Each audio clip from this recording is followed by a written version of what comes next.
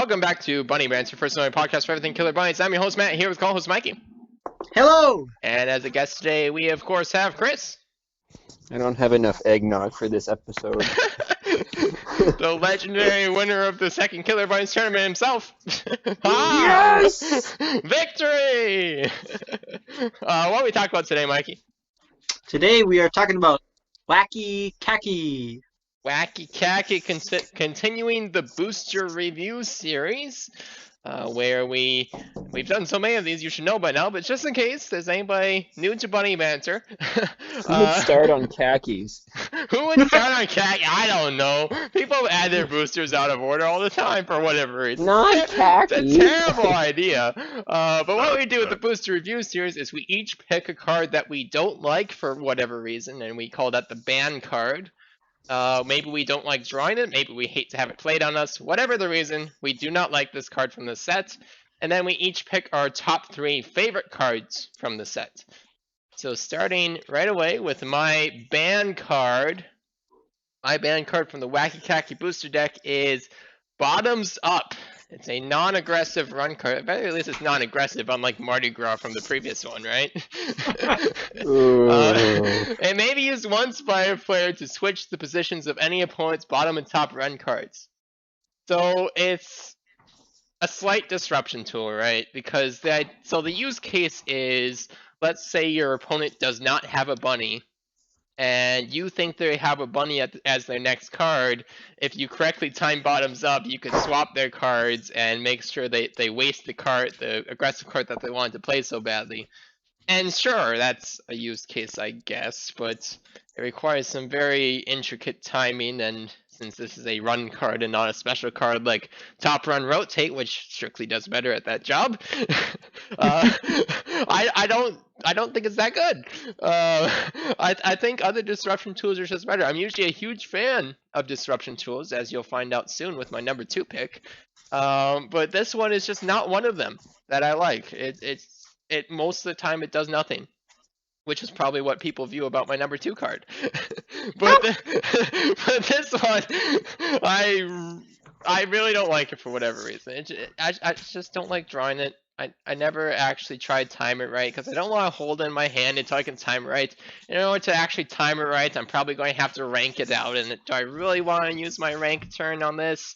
Probably not, and I don't actually know what my opponent has, and all it's going to do is delay the opponent by a turn anyways, unless the aggressive card that they're trying to play is really beneficial. But no, I don't think so. It's just not impactful enough even for a non-aggressive card. I just don't like it. So that's my ban card, Bottoms Up.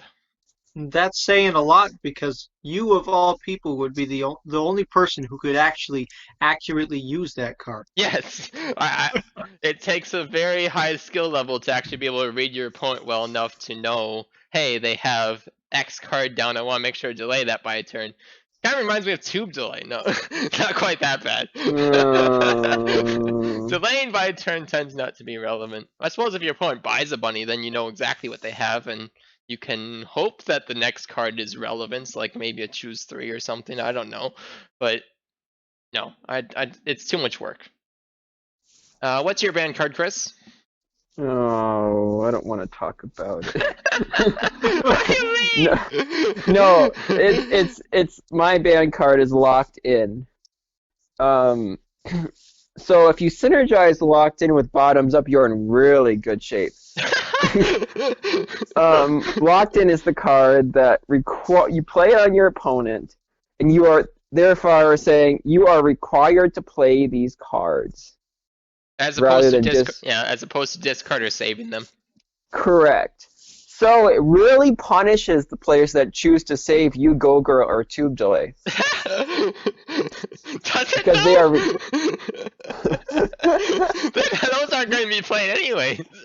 But in all reality, I don't like it because it is one of those disruption cards that you have to have a perfect read on the situation, which is actually in a lot of ways a great skill. It's just one of those things where sometimes you have a really big combo set up and then you get some idiot plays Locked In on you and you're like, now I can't do what I wanted to do. Like maybe I don't know, maybe I was gonna play. For example, had Supply Surprise set because I wanted to play it in a couple turns, and I was gonna save it because I wanted to buy the pawn because I didn't have enough money. But then I'm forced to play it early. And then you I get miss out on cabbage. temp. There are certain times where that is really needed. Lemon squeezy. So, path to perfection. Aha! Yeah, that's why it's on my ban list. All right, what's your band, Mikey? My ban is the Bunnymooners. Great show, The Honeymooners, if you've ever watched that. But this card, it's great for the first year that you play Killer Bunnies. For those of you who are not Isn't familiar that the what point? it is must be used by or given to any player who has been playing Killer Bunnies for less than a year. The player may choose a carrot from Kabbalah's market or take a carrot from any opponent. Sounds great, but once you get past your first year, and if you're playing in a round with nobody who's been playing less than a year, then that just turns into a wasted turn, wasted space in the run. It's just dumb. It has such a limited use. It's practically a useless card, except for 1 year period. Sometimes when you're playing in a group that has somebody who's been playing for less than a Kind of year, like and even marriage, huh? then, it's dumb because even then that person gets an advantage just because they've been playing for less than a year. So I have a correction to make, which is actually the correction why I was very close to putting this as my ban card. If nobody has been playing for less than a year, the person who plays this gets to use the effect, which isn't really, which isn't written on the cards in the bits. Which then every time, which is why I hate the card. I was very close to playing my ban list. I'm okay with the. Well, I'm almost. I'll get to that in a second. But whenever most of the groups that I play in, there is pretty much nobody who's been playing for less than a year, right? Because we're not scrubs. Because we're playing with the khaki booster. If we're playing with the khaki booster, we're obviously playing full set. Do we play with full set with people who play less than a year? Yes, but the odds of drawing this Win. card, not so much. Before that condition is no longer the case. So then I inevitably have to say, oh, by the way, that can be played, even though the card clearly says it can't. Oh. The easiest fix to this card is so obvious to me. It should have been in the blue starter pack. Pretty much. If it was in blue, it would happen all the yeah. That makes sense. I can see it. Now, the other reason why I don't like this card is what the heck is a must be given to clause in the context of a run card? Because you can't just, let's say you have a choose a carrot card, right? Mm-hmm. Very often I have players ask, can I have my opponent play this card for me? No! You have to trade for a bunny and then you can play it. And then you can potentially trade the carrot if you really want to do that. You can't just give the card to the opponent from your run and then have them play it for you. But then you have to ask yourself, so does Bunny Mooners mean when this card is played, it is actually, unlike every other card in the game, played for the opponent? Is that the case? Or is it the case that I must trade this from the hand? Because either case, I'm very disturbed. I actually can't remember, or I can't remember if it's even been clarified what is intended there. Playing for the opponent is weird, because then it's a trade that's not a trade. They get the carrot, and then, but they didn't actually play the card, so they're getting a carrot when they didn't play the card, and what's a given to clause? But then, if you're forced to trade from the hand, how do you enforce that? What if they don't want it? Are they forced to trade for it? Are they gonna be like, I have this card that I'm required to trade to you. You have to give me a card from your hand now, and they're in their hand they're holding Super Supplies, Toucan, Ice 9, all those cards. And they're like, I don't want to trade. Like, sorry, it's required. So I don't think it's a trading one. I don't think it's a trading clause, which means No. it's a literal, hey, I am forcing my opponent to play this card during my turn, which is a weird mechanic. I don't like weird mechanics when they don't have much reason to exist. I was very close to playing my ban list. In fact, it was, but I had 3 to 4 other cards that I also wanted to put on the list. So when I saw Mikey put it on, I switched to bottoms up. Which is odd because I do really like the khaki set. There's just happened to be 4 cards I didn't like. You know, another thought I had about this particular card is that, so if you haven't been playing less than a year and you get this card, then you have to run a card through your run that gives someone else an advantage that literally does nothing for you. That irks me. Thank you for bringing that up because I thought about that before and then I forgot to say it. Is since it's obviously not the trading clause, right? It's you obviously don't trade this to your opponent. You have to play it for the opponent. You don't. It's a run card. You don't actually have to run it through if you don't want to. There's nothing forcing you to do that because you could just hold it in your hand, and then the card has no reason to exist in the case where a player has been playing for less than a year. So the actual solution here, which the background color of the card hints to this, that it should have been, ironically, this should be a play immediately. Oh yeah. That would instantly fix it. Have it be a play immediately that says the player who has been playing the least amount of time or gets to choose a carrot or steal a carrot from an opponent. That'd be the fix. Another fix would be instead of being for only a year, you could just say the least experienced or the least. Right. That's why I changed it to that in the context of a play immediately, because there are potentially multiple who have been playing less than a year, and then you'd have to explicitly change it to choose a carrot, not steal a carrot. Otherwise, there's order problems. Whoops. Which are resolved in turn order, but just makes it weird. So. Everybody steals the same carrot. Right, I steal flow, and then your turn then your pick comes along, and you steal flow back. It's like, oh, okay, I guess I get nothing out of this. We have cards like joint custody. I don't know why we can't have joint carrots. Joint carrots, no! Jeff, if you are planning joint carrots, stop. Think about what you're doing. We don't want 2 players to win. Do we? Maybe we do. I don't want an alliance. No making alliances win. That's bad. Passive aggressive. So yeah, that was Bunny Mooners. I felt like I had something else there to say about it, but it's just a weird card.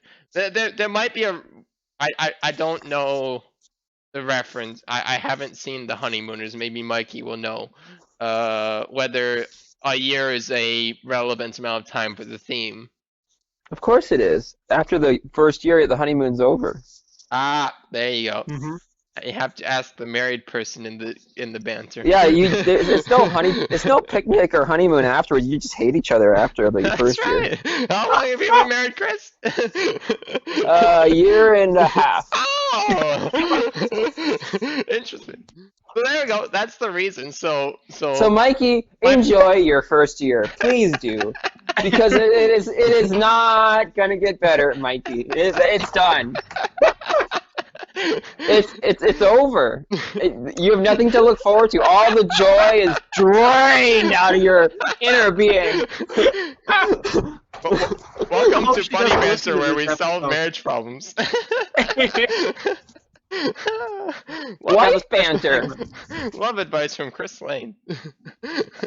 Okay. Tune in next week. Next week. Okay, so yeah, the fix that I suggested doesn't quite fix it, but you could just change it to choose a carrot, and then change it to a play me, and that sort of fixes it. But obviously we can't do that. So here we have the card. It's here. It's a thing. I don't like The it. the solution for this card is to secretly remove it from your deck. Non-canon. Mikey's kicked off Bunny Banter for speaking heresy. Okay, moving on to the number 3 pick. Top 3 now. Number 3, my pick is kind of a weird one. I was saying before Bunny Banter, my list kind of looks like what Mikey's list usually looks like. Cards that don't actually have flashy mechanics, but he likes the theme. This one, I just have nostalgia for. My pick is Venus Cycle. So you roll the Oh, 8 dice. that's part of marriage too. Nostalgia or Venus No. Cycle? Okay. The pick is Venus Cycle. You roll the 8 dice. It's aggressive. Maybe used once by player to choose a card if at least one 8 is rolled. That's not very exciting. But if the current year is 2009, 2017, 2025, and so on, the player may choose 4 carrots. So I have nostalgia for this card because we added it to our deck in 2017, which shows you that we have not been playing for very long, but everyone knows that already, hopefully. It doesn't show with our knowledge, but we haven't been playing for significantly long. How long have we been playing, Chris? No more than 5 years? 5 years sounds right. I discovered the game my senior year at Hillcrest, which would be 2014. Right. So 6 So- years discovered, 5 years play? It's probably, you could say six pretty safely, I think. Yeah. At this point. Yeah, so we added this card, we added the Khaki booster to our set in 2017. So all of a sudden we had a choose 4 carrots in the set, and that's really exciting because choose 4 is a very high value card for such a low condition of just having to roll at least 1 8, which is very statistically likely. I've had Well, it you fail. think it's high value until you discover Path to Perfection. But okay. Right. I've had it fail, but gaining 8 is not difficult, especially since it's released significantly after pawns and all of that. Choose 4 carrots. Who can complain, right? Unless the market's closed, but thanks to Conquest, double closed market has to happen for that.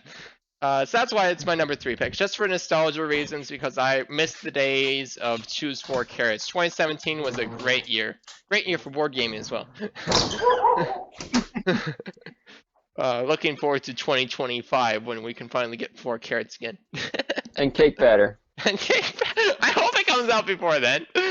Yeah. Should be next year. We're only missing cake batter, folks. Yeah, that's right. We're just all waiting for cake batter here. That's why we keep doing booster reviews, because our creativity is sunk until post cake batter. Okay, that was my number 3, Venus Cycle. What do you got, Chris? I chose the half red gleeful bunny. No, number 3. Oh, number 3. Spoilers! We've been talking. Well, oops. Oh. We've been talking so long. I thought we were at number 2. I chose refried peas. Excellent card. Everybody loves the pea cards, no matter which one they are. So it's a really great card to have synergized with those.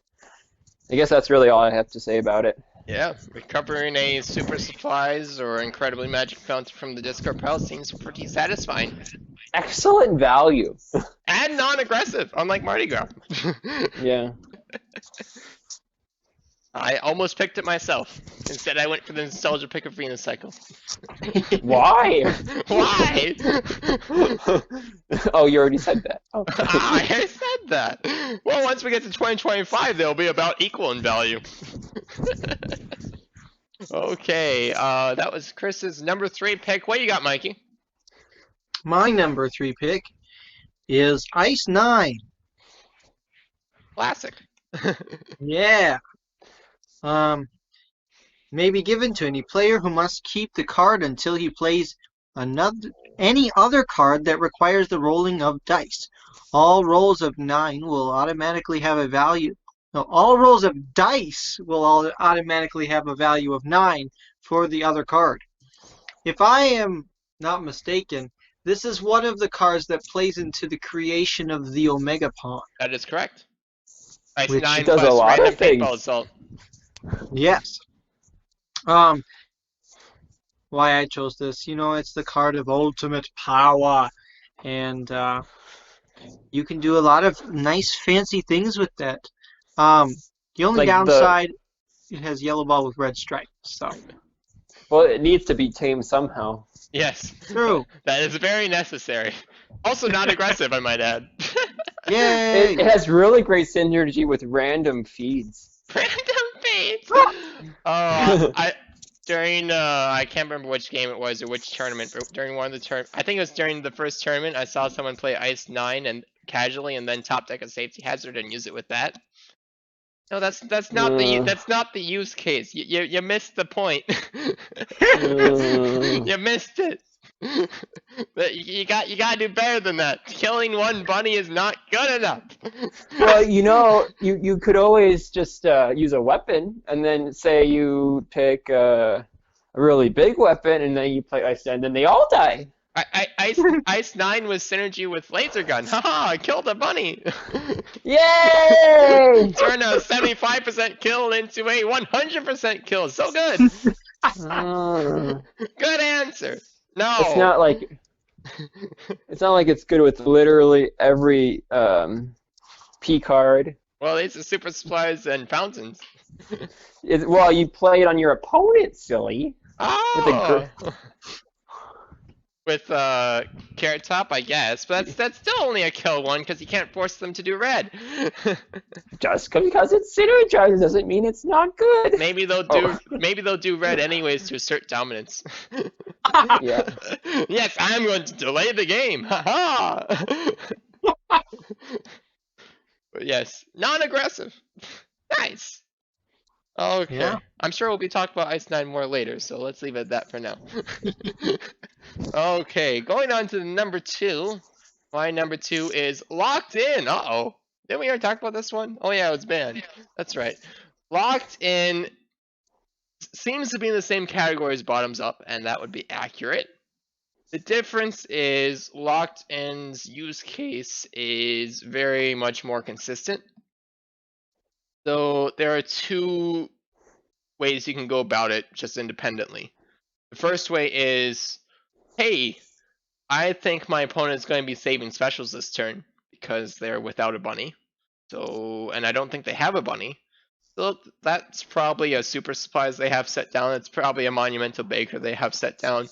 I'm going to play my locked in card and make sure that those specials are used right away and they can't save that value for later. Very strong. Especially against things like white stuff. Various specials that don't actually have a play clause, so they're just discarded. That's also quite good. Wheels! Wheels. The other use case is You play it with Bottoms Up. not with bombs though. I was talking about independent use case, not synergies.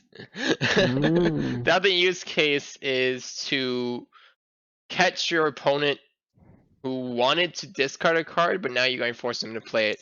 Examples would be like very high impact weapons like the antimatter raisins, where if you get a read that your opponent's been holding that card in their hand for a long time from the violet booster, and then Or they bought it and set it. or they bought it, or they recovered it from the weapons emporium for some reason, then they set it, but then you realize, hey, they don't actually want to play it because that would hurt them the most. Lock them in. Or Make them or play if you it. got you could have gotten misfortune in the previous turn before they set it, and then they had to play it on themselves. Right, yeah, if no one else has bunnies, they will be required to play it on themselves. It turns every May into a must. Ooh. And that's a more difficult use case to come by, because usually if a person plays down a card, they want to play it, actually. Unless you're facing a passive player, in which case they definitely do not want to play those cards. That would be very bad. Well, where would we ever see a passive player? Passive players don't exist, but no, this hard counters them. How come there were 3 in the championship? There were! This would have been pretty good. Force them to attack each other. That would have been nice. But other They than wouldn't have attacked. They would have attacked me! other than that, it does have some nice synergies to go with it. You could do something like selective disclosure to see what the opponents have in advance. Look at all of your opponent's run cards and say, hey, this would be very bad to use against you. I'm going to make you waste both of those specials you have set down.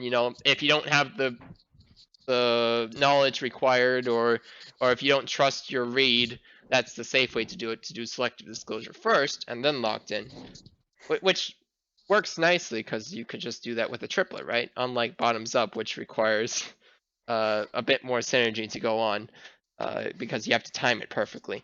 And then the other use case that I thought of was it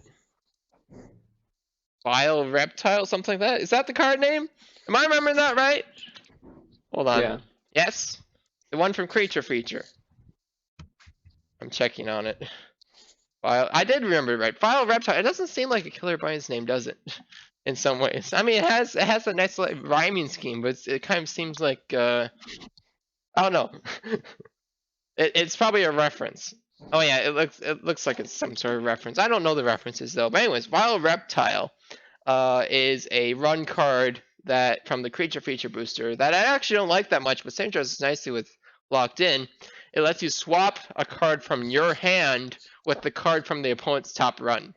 So you give them a card that you want to force them to play, and then you lock them in so that they are required to play it. That's the Oh idea. no. That's a very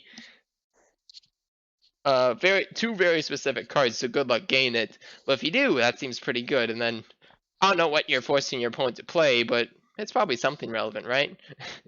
Give them, maybe you anticipate that you won't have time to play a giant weapon yourself, so you give it to your opponent. I don't know. There's something there. I haven't done it too many times, so to find an actual consistent good choice there. But point is, I like Locked In as an independent card, but it also has some pretty slick synergies occasionally.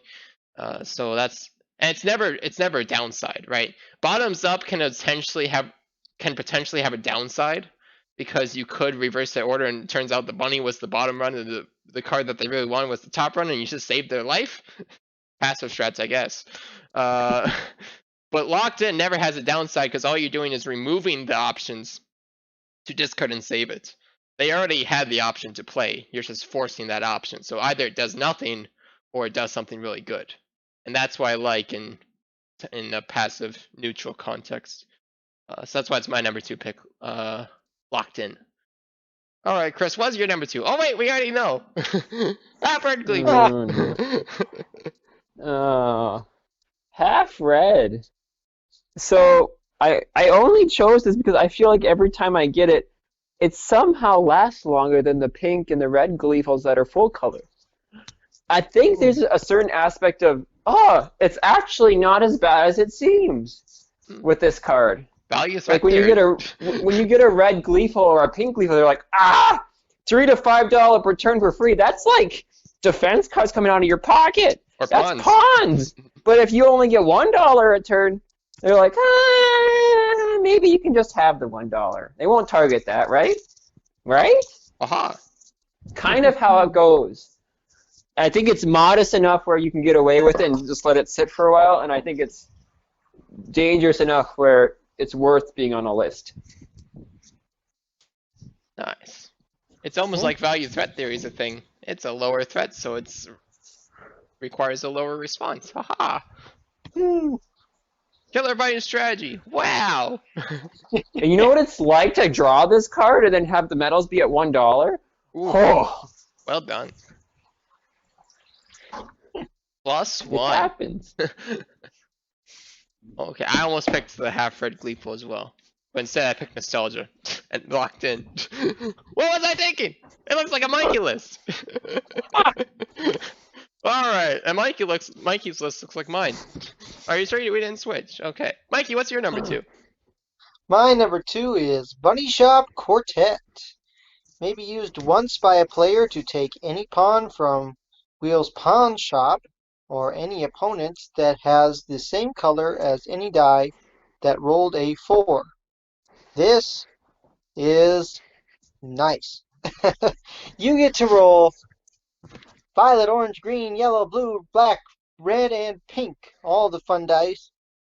And you, so in that case, I don't know the actual statistics, but you're pretty good chance you're going to roll a 4 in that. And then if you have Um, well, if you have pawns, then it's probably not worth as much. Especially if you roll a 4 on the violet pawn and you already have the violet pawn. Well, sad day to Uh, be you. imagine the Ice 9 counter though. Ooh, that would be horrible. Ice 9. Bunny Shop Quartet. No pawn. Preemptive Ice 9 to deny the Bunny Shop Quartet. Well, you preemptive it because you've already bottoms up and locked it in. So. Oh, yeah, that's right. You already knew. This is a pretty nice and kind of simple way to get a pawn. Not as easy as, some of the other ones. But uh, also, I wouldn't mind if my opponent had this card. The only sad day about it is aggressive. And so you don't got no bunny, then you don't got no pawn. as as as as most choir and quartet people are, they are very aggressive. Yeah. Goodness, have you seen those diva choir directors? Goodness gracious. What are they even doing with their arms? We'll never know.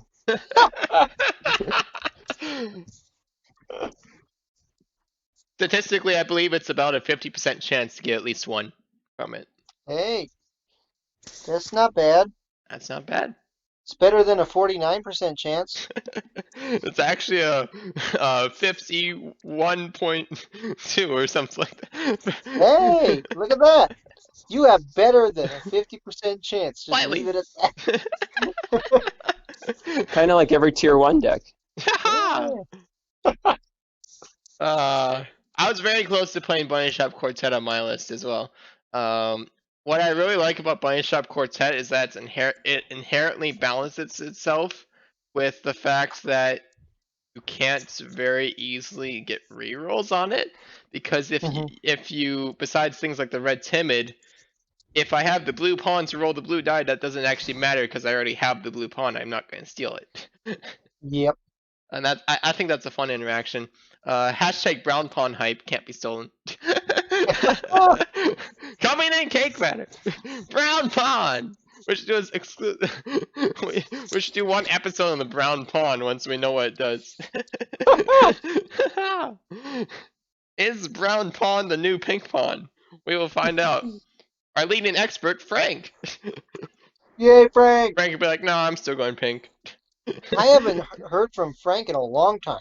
I haven't heard from him for a few weeks. I was playing Magic with him every once in a while before Thanksgiving. Yeah. Very nice card, Bunny Shop Quartet. Excellent for stealing the Omega Pawn. Haha. Which also can't be brown. Brown Pawn has officially strengths that the Omega Pawn does not. Power! Whoa. Also, the Omega pawn is then worth less because it will no longer be all of the pawns. Yes, we can no longer. It's Omega Pawn -1. It has lost its deity status. Yes. Unless brown is the evil pawn. Aha! We figured it out. It's for our Killer Bunnies cult. Yes. We now have Satan as the brown pawn. I guess No. we'll have to wait for a cake batter to come out and find out how accurate that is. Okay, that was Mikey's number 2. Going into the number 1. I said we'd see it again. Ice 9 is my number 1 pick. There's just so many things you can do with it. Mikey mentioned the Omega Pawn. One of my personal favorites is with Wheels Chocolates, which normally you roll the 8 dice and you get to draw 3 cards from the deck of whatever's highest. Make everything highest, you actually get to draw 3 of each, so you get to draw 24 cards. Pretty great. You'll discard down at the end of the turn, but who cares? You get the exact hand you're looking for, right? Ice 9, Wheels Chocolates seems good. There's the very obvious examples, obvious use cases that are probably the most common of Super Surprise, which is actually a plus $300 in terms of strict value. Obviously, it's spread out between different resources and who actually cares about the cabbage, but still, $300. You can't say no.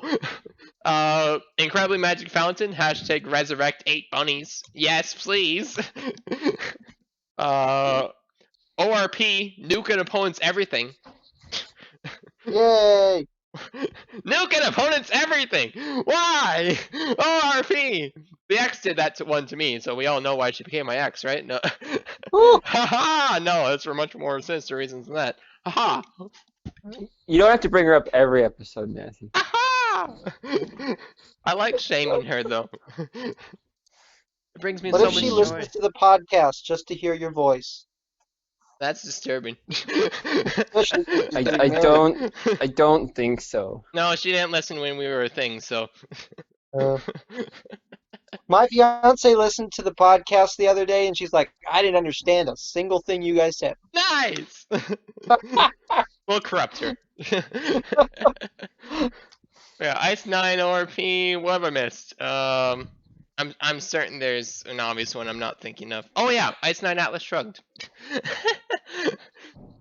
Have you ever wanted to play Atlas Shrugged in an 8-player game where all 8 dice have to roll the same? Aha! Ice 9! Congratulations! You can make an Omega Bunny if you combine it with every cloud, because you gotta make sure the black die isn't rolled. I'm not sure why you want a bunny of every color, but there it is. That's a good question. Easy triplets. At least it has red and pink, I guess.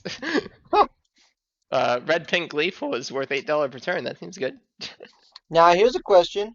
If you made the Omega Bunny and it became a red gleeful, would you get the benefits of the red gleeful? Yes.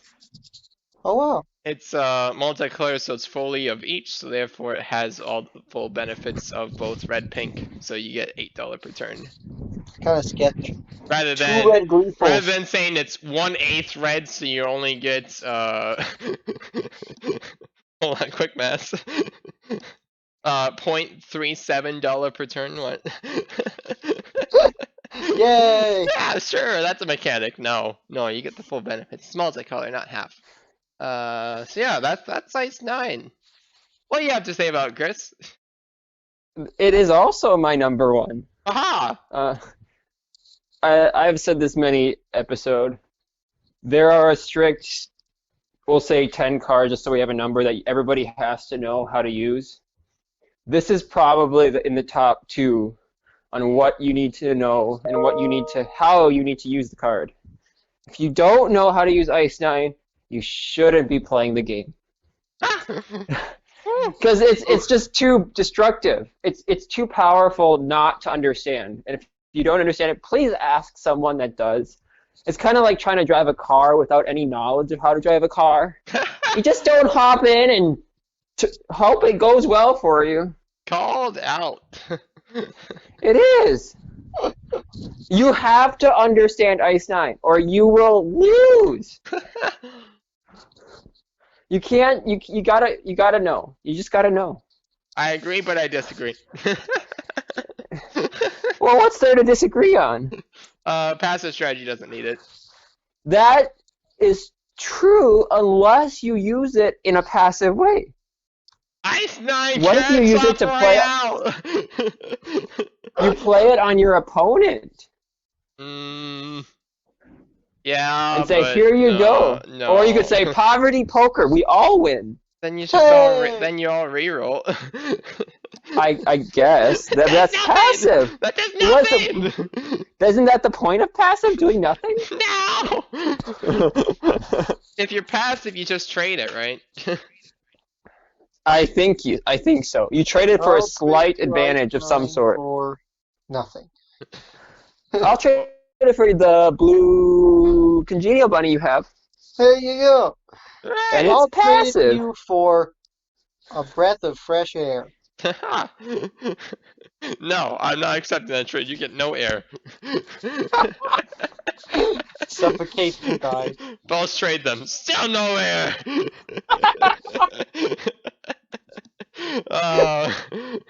I suppose you could Ice 9 Wheels Chocolates. That works with passive strats. And Ice 9 Omega Pun is essentially passive. Because it's so easily stolen that you instantly get punished.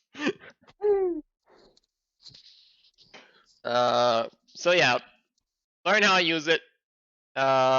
Make sure to pay attention to the yellow bolt red stripe or you will get punished. Fun fact. that yellow bolt red stripe is significant. It is essentially the only reason mysterious places are significant.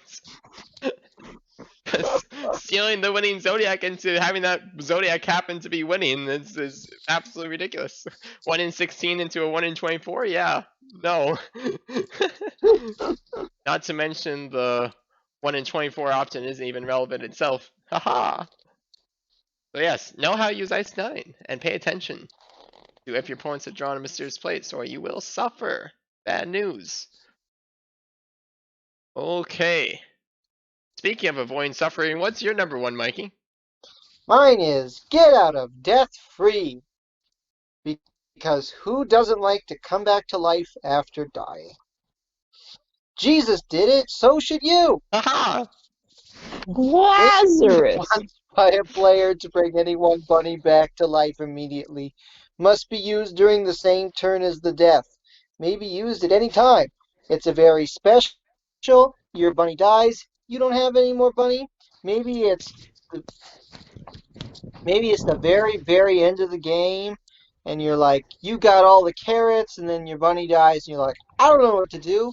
And then, boom, out of nowhere comes very special get out of death free. And it's the miracle. There's, I don't know why you wouldn't like this card. Unless your opponent played it. That would probably be sucked, but, if you're playing 2-player Killer Bunnies, and it's the very end of the game, and you kill your opponent's buddy, and they have all the carrots, and you're like, yes, I'm going to win, and then they play this sad day for you. But other than that, it's a wonderful card. And non-aggressive. Yeah. Excellent card. Very, very versatile. It reminds me of cards like Guardian Angle, except it has every use case instead of a very specific case. Yep. Oh, goodness. Imagine if it was aggressive. Get Yes. out of death free. Aggressive card. Only buddy dies. Can't use it. Yep, you have to have a second bunny. Then it'd be like Velcros. You have to have the second bunny in order to prevent the steal. Because getting out of jail it is in no way aggressive. Get out of death free. South Park reference, although I haven't seen South Park, so I don't actually know the reference. Apparently, Kenny died gruesomely at the end of many episodes, only to reappear in future episodes, Ah, there you according to Killer Bunnies fandom. Aha, Killer Bunnies Wiki is good for something. It's being moved to a new wiki software, apparently. Oh, according it is. to Interesting. Yeah. Yeah. I wonder if it'll be made more accurate. But Ah! Glenn's been working on that. He's been doing a Yeah, good job. Glenn. It's much better than it used to be. Back in my day, 4 years ago, the Killer Bunnies wiki still had things like saying that Carrot Top Casino is technically not aggressive if you play it on yourself, and it's like, what? No! Stop! Stop what you're doing! No! Wrong! Why? That was my reaction to Killer Bunnies wiki before. It's significantly better now, but still fails in every comparison to the QCC, so let's just use the QCC or the bits. QCC if you're still confused after bits. All right, that was the booster review series for Khaki. As far as the upcoming episodes, I'm sure Cake Batter is coming at some point. Who knows when? We'll start talking about it at some point. Gotta get the go ahead from Ultra Pro. For when we're going to collaborate on that content. We're all very excited. We're going to be doing things like we did for London, talk about all the cards. Very exciting time once that starts. Until then, we have Booster Review Series. Hooray! We might have a couple of different episode topics besides that. I've thought of a couple, maybe 1 or 2. But mostly... Maybe learning how to cycling? I was actually... We'll talk about that afterwards, Chris, but I was actually thinking about something along those lines. Yeah, so, I thought so. Yes. Chris and I have a psychic bond. We know exactly what each other are thinking at the same time. So Or we went through the same crime. yes, that too. It's fresh in our minds. So maybe we'll even record that immediately after this one. Who knows? We might record a couple in advance because the holidays are coming up. We're recording this early December, and I'm going to be taking 2 weeks of vacation. I almost said 2 months of vacation. I almost said 2 You're not a months. farmer. I almost said 2 months. I wish. But no, I'm going to be taking 2 weeks of vacation at some point at the end of December. So that means I will not have access to my computer, and therefore I will not have access to doing bunny banters. So if episodes are going to come out, we're going to need to do them in advance. Fun. We're gonna play all the games. And we're going to be playing plenty of Killer Bunnies during the holidays, which will be quite fun. Except for Mikey. Sad day. We won't have Mikey along because COVID. Stupid COVID. It's coming. There's a light at the end of the tunnel, people. We're Yes. almost there. Yes, there's news of the vaccine coming. That's exciting. Hopefully we're almost there. Maybe I can have people at my wedding. Woo. Yeah, let's make sure to finish up COVID before May. That's Yep. the goal. May 21st, COVID ends. May 22nd, Mikey gets married. There you go. Perfect. That might make plans difficult, but perfect. So a few weeks before that would be great. Just as long as nobody cancels Mikey's wedding because of COVID, we'll all be happy. Right. Yay. If Mikey, Or Christmas. if Mikey's wedding or Christmas get canceled, I will be sufficiently upset. And will Like rebel. Holiday movies. Santa Claus can't come to the United States or the rest of the world because of COVID, so there's going to be no more Christmas. Because that's the true meaning of Christmas! Insert generic, we have to save Christmas plot. No, I was just thinking of Dewey saying it. Oh, yeah, that too. Like you might not have gotten that reference. No. It's okay. Not many will. It's Not not many will. readily available. No. It's on Amazon Prime. Anyways, that was a good episode. Anything you have to say, Mikey?